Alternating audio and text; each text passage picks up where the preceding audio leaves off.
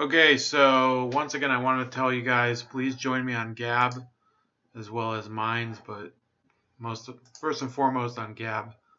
I'm doing a lot more work on there than on Minds for the moment. But um, this this goes into the department of uh, retarded things people say that show why their industry is failing, and it comes from Robin Apkarian, who writes for the LA Times.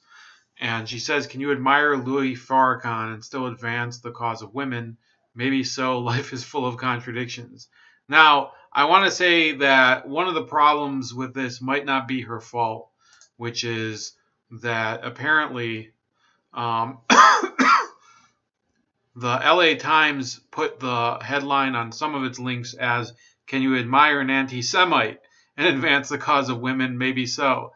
And people are basically, they're rightly they're objecting to this. I don't know if all of them are objecting to this because of the anti-Semitism. Because personally, I think that, yeah, you should be free to say and do whatever you want. The fact is that if you say things that are completely contradictory, that makes you a lying piece of crap. So, I'm sorry. I hope you guys can go through my videos. I hope that I hope that I'm being as consistent as I can. I try to be consistent. If I'm not being consistent, you guys should point it out. I talk to people that have very diverse points of view, atheists, some people who happen to be from, across the world, a few progressives. Um, I'm not somebody who needs people to basically validate everything I say. If people don't like things that I say, I want them to point it out. This woman is going to regret this. She said it's been a long 2 years since millions converged in Washington, D.C.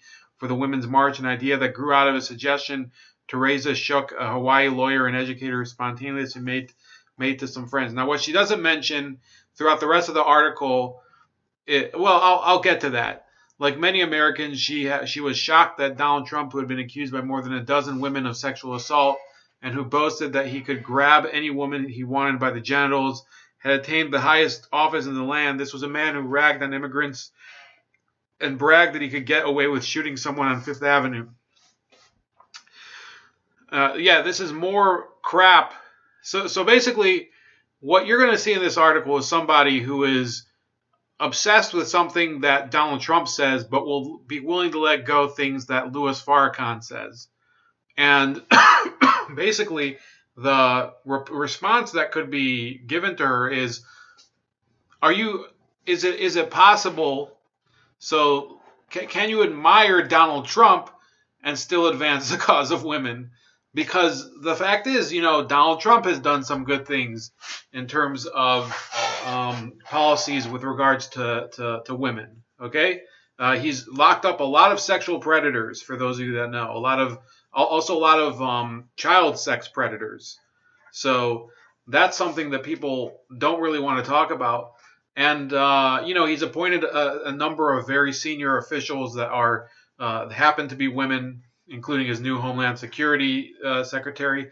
These are things, I personally, I don't believe that the Homeland Security Department should exist. I'm in favor of abolishing it. I would rather he not appoint anyone. So, these are all up to interpretation. So she could probably come up with some bullshit reason that that's not good. He has a transportation secretary who's a woman, an Asian woman. And of course, Betsy DeVos, they probably would think, they'd say, oh no, she's a corporate robot. She's not a woman. They don't have any appreciation for irony. So they want to go with, well, he said a lot of mean things that are rude and not nice and things like that. And that's really the problem for them. Bringing people home from war, which hopefully he will do, which would probably help a lot of women who have sons and husbands there. Some of the soldiers there themselves are women. those are things that they'll never appreciate that he does. And yeah, he does some shitty things too, like the bump stock ban. So, that shout out to you, Tim, Tom Benz, and watching his videos, good videos, good channel to follow. While Trump was spewing lies about the size of his inaugural crowd, people in cities around the world tuned out to protest the election of a man they believed had no business in the White House and who has proved again and again over the last 2 years that he has only his own best interests and maybe Vladimir Putin's at heart. So this is a person who's basically everything she's saying is that I will support anyone who supports my cause, which is basically she's a pro Hillary Clinton blogger / writer.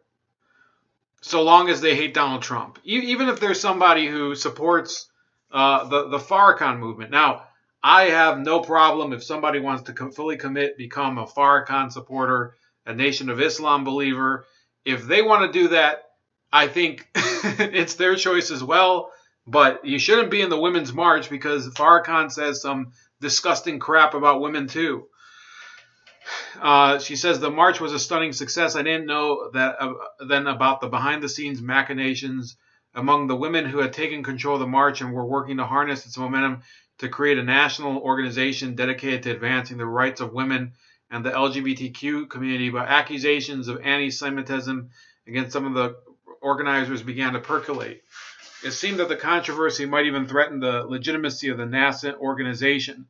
The original Women's March national co-chairs are a varied group: white, black, Latina, and Palestinian. Last March, according to a detailed account in Tablet, an online magazine that reports on Jewish news and culture. By the way, Tablet magazine is actually not bad. And I say that as somebody, I'm Jewish, and I think most of these Jewish magazines and publications are they really leave something to desire. Three of the Women's March co-founders praised Nation of Islam's Louis Farrakhan during a conference call with leaders of the group's state chapters, despite his abysmal record of anti-Semitism, homophobia, transphobia, and sexism. So the title should actually be, is it possible to... So what's the LA Times? Can you admire an anti-Semite and advance the cause of women? So if the title could be longer, it should be, can you admire an anti-Semite? Can you admire a homophobe? Can you admire a misogynist? Can you admire... I mean, he says stuff about Koreans too. A transphobe, whatever. How many of the actual principles of the Women's March can the Women's March betray in order to support Louis Farrakhan and not be called basically, full-on frauds? They're just frauds. That's what they are. You don't even have to, if you're somebody who happens to agree with Louis Farrakhan, okay, and I recognize that the majority of you wouldn't like my channel or me, you have to admit that it doesn't make much sense that you would support all of these ideals publicly that are contradictory to what he says, but also support him. Tablet reported that some women were offended that the group's leaders did not denounce Farrakhan on the spot. His rhetoric, they felt, could not be reconciled with the inclusive principles of the Women's March. So what she leaves out is that the person that she cites in the very first paragraph, Teresa Shook, actually called for the people, the co-chairs, to resign. Okay, so that's a very important detail. So she gives credit to the person who founded the Women's March, but then she neglects to say that person says that no, you can't reconcile those issues, the ones where they condemn those types of behavior and then they actually encourage it by supporting Farrakhan. She says that, yeah, that's a contradiction that you can't accept. So I think that's an important detail. If that is hypocrisy, so then she says, yeah, I think it is still possible to be repulsed by his hateful rhetoric about white people, especially Jews, and still appreciate some of the empowerment work that he has done in the black community, including leading the 1995 Million Man March to promote African American family unity. So I want to put this out there. people look at the Million Man March of 1995 as an accomplishment. I look at it as kind of a big nothing. Okay, he supposedly he got 1 million people to come. Okay, let's even look at, you know,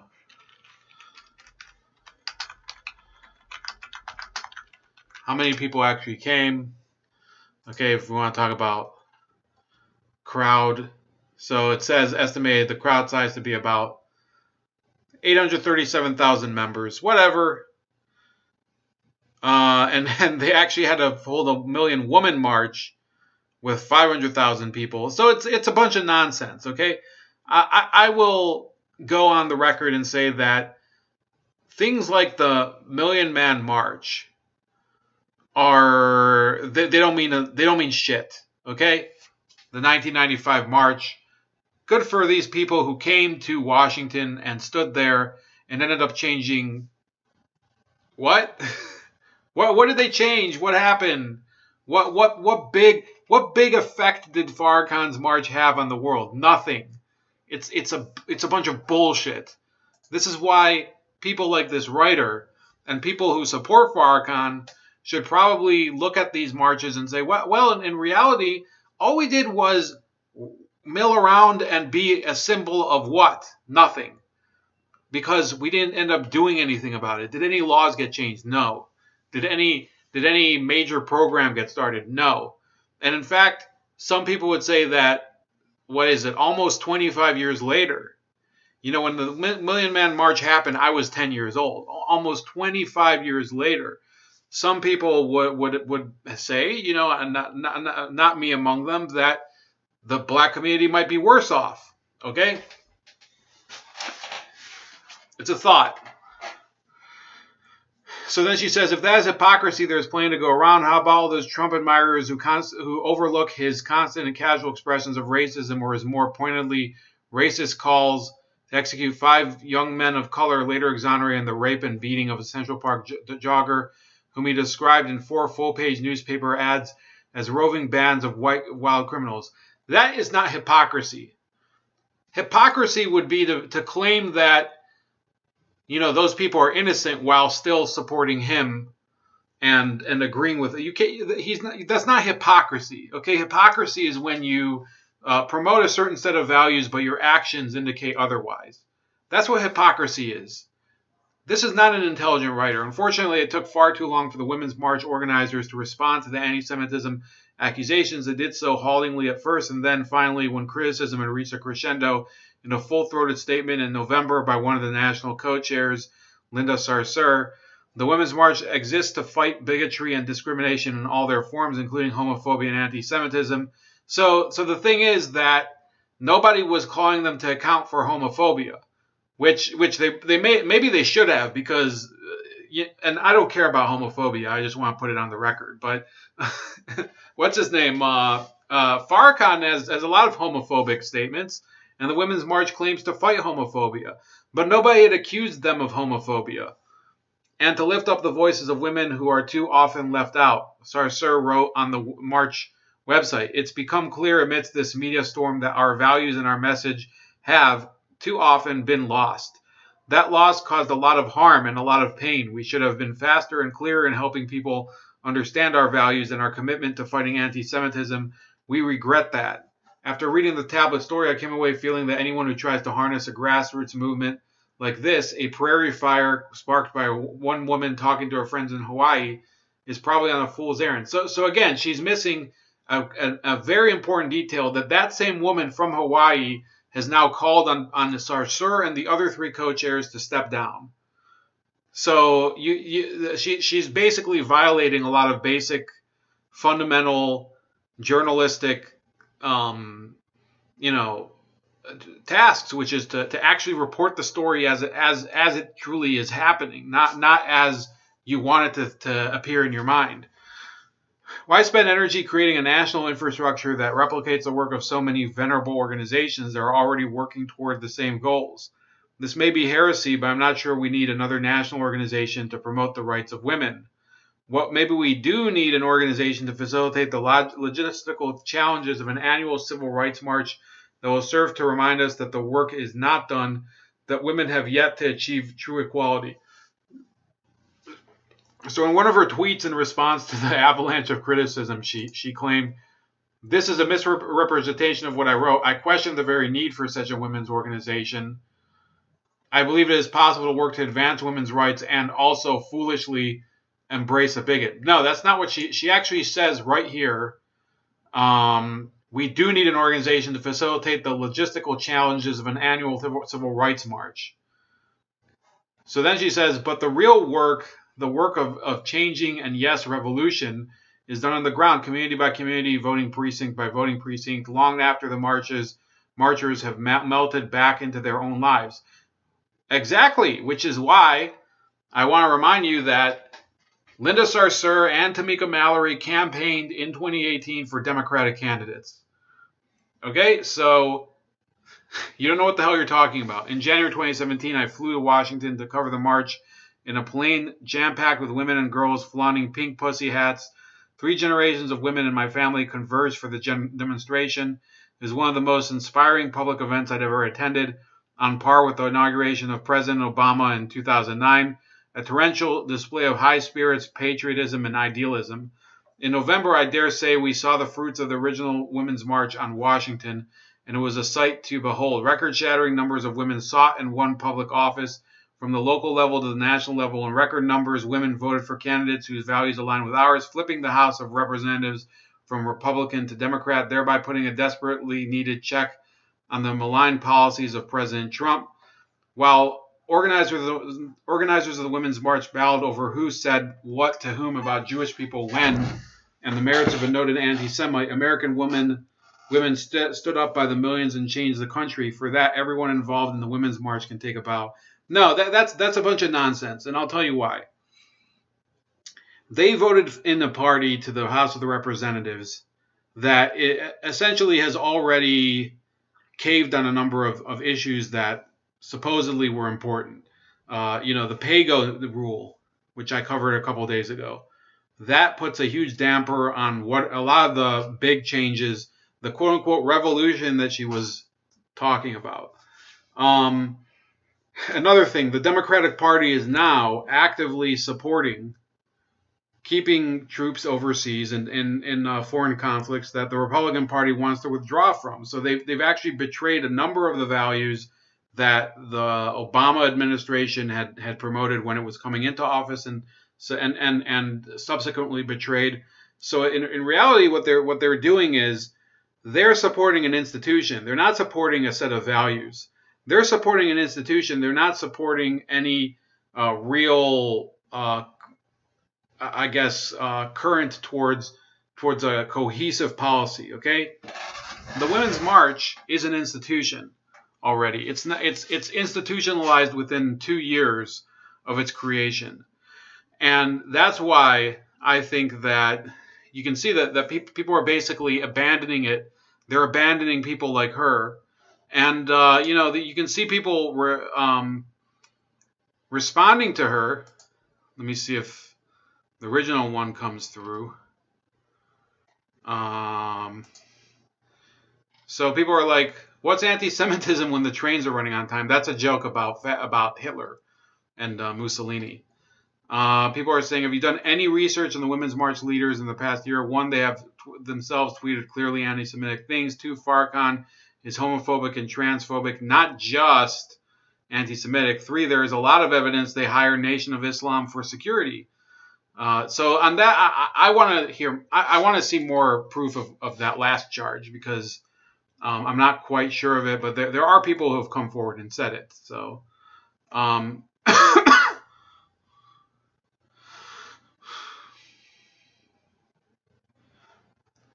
people are just destroying it. It says, hope you had good intentions. The headline is bad, in my opinion. You are writing about a very sensitive issue. Some of these ladies either openly embrace their own bigotry or have no problem embracing Farrakhan despite his spread of hatred. You are right. It is foolish to embrace Farrakhan. Not foolish, says somebody replying. Foolish implies silliness, that these women didn't know who Farrakhan was, what he says. They do. They embrace it, aligning with it. So even people who are probably reasonable liberals are saying, no, this doesn't make any sense. Let's see what this guy says. What if you switch the descriptors? Is it okay for someone to fight anti-Semitism and also promote misogyny? Seems like hate is hate. No. So I mean, these are reasonable points, and this is from a person. Let's see where he's a National Book Critics Circle award-winning author. So these are people who are just tired of this bullshit. It might be time for a bigot as yourself to take a look in the mirror of members of a minority who are extremely scared and offended by these types of articles only said about Jews. So I'll say one of the reasons that I think that this could be a problem, and it's pretty simple. Okay, so the issue with anti-Semitism, in my opinion, isn't people saying mean things. It's Farrakhan can say disgusting, mean things, and I have no problem. I say mean things. I say I insult a lot of people when I get into arguments with them, and I don't think it's necessarily the worst thing in the world. What I see is really the problem is that you do have waves of actual vandalism and sometimes physical assault against people for being Jewish, especially in the New York area lately, and that is what I think is the real problem. So, you're going from, on the one hand, the headline being, can you well can you admire an anti-Semite and advance the cause? So it depends what you mean by it. So if somebody, Richard Wagner, I don't like classical music, but I know about this story. Richard Wagner was a German composer in 19th century. I think it was from Germany or Austria. I don't remember. He was a brilliant composer. Ride of the Valkyries, for example, was I think his most famous. I don't know what you call it. Fuck classical music, but in any case, he had this talent for creating like epic, soaring compositions. He also happened to be he hated Jews. So there are Jews who would say, well, we can't even play Wagner's concertos in orchestras or whatever. I say, no, look, you can separate the artist from the art, and you don't have to say that Wagner was a great human being if you don't agree with the things that he believed in. That's up to you. But to kind of like censor his creations, which don't necessarily have to do with his views on Jews, for example, I think is ridiculous. It's overdoing it. So, it happens to be that Louis Farrakhan, I believe, is like a concert violinist. So that's a reason for me to hate him, because I just don't like I'm kidding, but I don't like classical music. It's true. I'm not a fan. There's only a couple types that I really enjoy at all, but and I have friends that I've talked to about it who are classical music fans, and some people think I'm trolling, but in any case, you have to be able to see to address what's the actual harm in what people do. Okay, when people say mean things, do things that are, it's not as bad as when people do things that are harmful. So no, I don't like what Louis Farrakhan says. I think he's a compulsive liar. If you look at a lot of the stuff he says about science and about the world, the man is basically, he's an illiterate whack job, but or maybe worse, he just might be a scam artist. Those are not the problems. If what would be a problem is if he's inciting actual violence, which on certain occasions he actually has. Not always against Jews. He's actually been to blame. They never bring up the fact that he was apparently responsible for, maybe just responsible in part, but he had a deep ties to the murder of Malcolm X. He had ties to the murders of a number of rival black Muslim organizational leaders back in the 70s. That's the real problem with Louis Farrakhan. That's the real problem with any type of endorsing someone who could have violent intentions. That's a problem when people say, well, you should negotiate with terrorists. No, not necessarily. You do have to address what's really is the bigger issue. People calling you, derogatory names, or is the bigger issue when you walk down the street, if you're an old person and who happens to be Jewish, and you just get assaulted by a passing motorist. The motorist pulls over, runs out of his car, kicks the shit out of you, and that I think is the bigger issue. And that is the type of anti-Semitism that I think is really the problem. Not people say mean things to me all the time. Okay, I think that unfortunately you have to live with people saying mean things, being generally, um, you know, intolerant, things like that. Those are things that you can't change all of it, but there's vulnerable people, especially old people, sometimes children, that they do get physically assaulted or their property gets assaulted. Those are the real issues that I think are problems for the Jewish community, and not only the Jewish community. There are other people who are subject to a lot of this type of harassment for racial or ethnic reasons, and those I think are crimes that you don't even need hate crime legislation to address. You just need to enforce the laws that are already on the books, and I think people will start to act accordingly and control themselves more. That's about it. Please like this video, subscribe to the channel, subscribe to my other channel, Razor Race Super Cuts. Also subscribe to me on BitChute and CocoScope. Those links are below, as well as Gab Minds, and any of the other social media links in the description. And enjoy your Sunday and the week ahead.